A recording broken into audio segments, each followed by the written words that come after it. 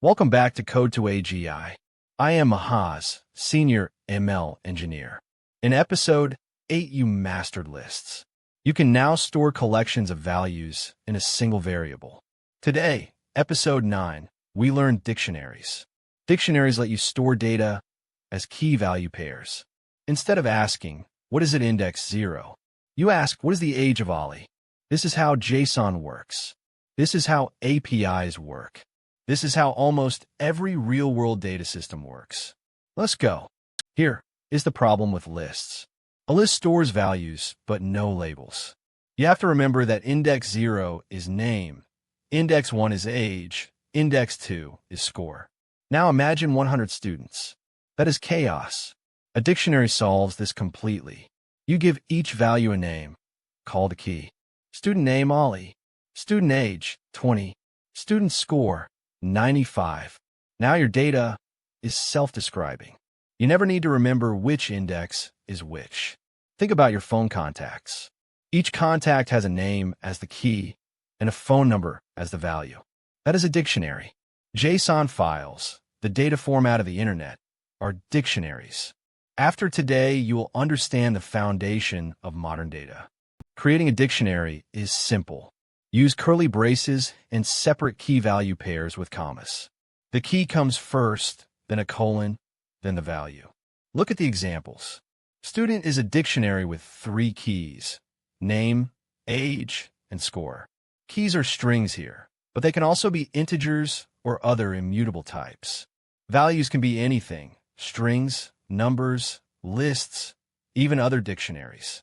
To access a value, use the key in square brackets. Student at name gives Ollie.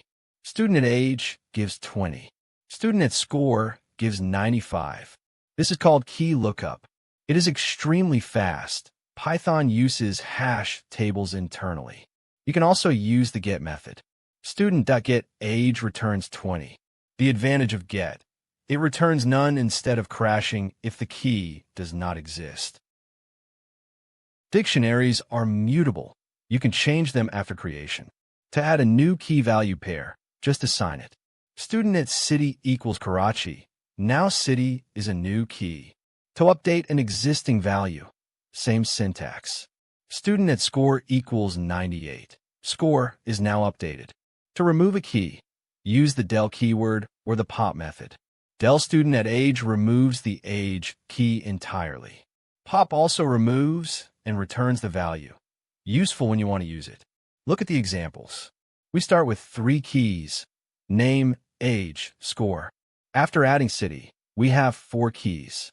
After updating score, 95 becomes 98. After deleting age, only 3 keys remain.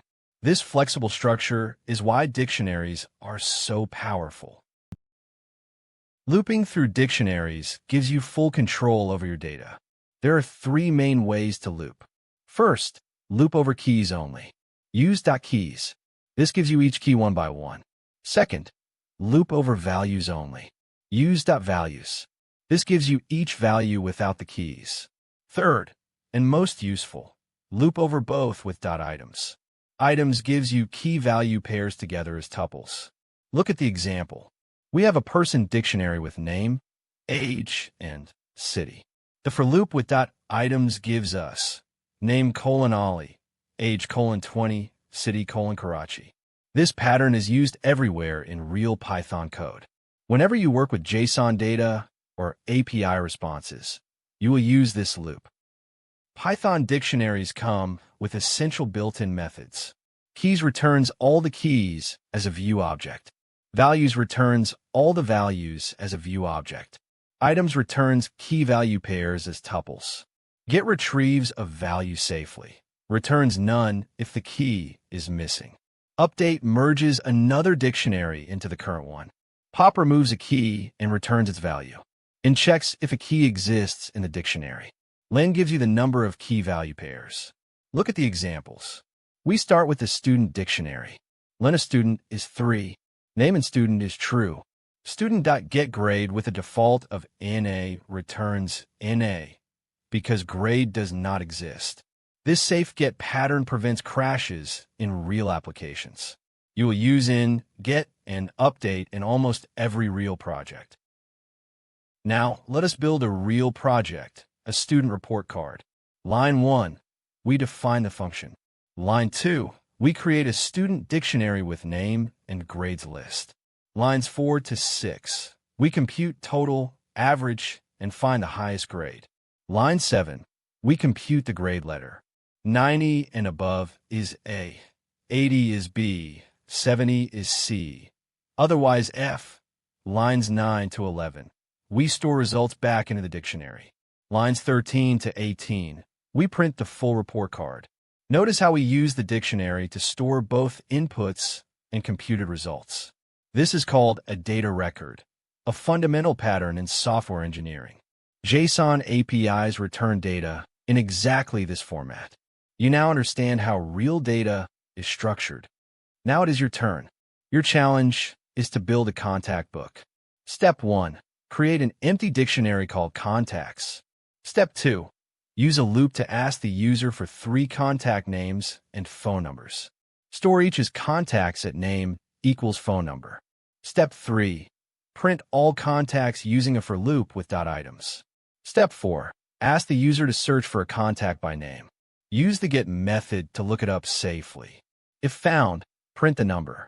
If not found, print contact not found. You have 10 seconds. Pause the video and try it now. The full solution is on our GitHub. Try first. That is how real programmers learn. Let us wrap up what you learned today. Curly braces create a dictionary, key:\value pairs.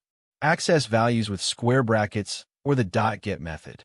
Add and update keys by simple assignment. Del and pop remove keys from a dictionary. .keys, .values, .items, loop over different parts. And checks if a key exists.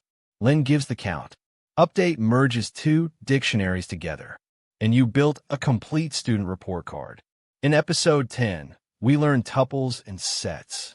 2 more powerful data structures that complete your Python toolkit. Make sure you subscribe so you do not miss it. Dictionaries mastered. Your programs can now label and retrieve data by name, not by position. That is how the real world stores information. The complete project code is on our GitHub repository. Find the link in the video description.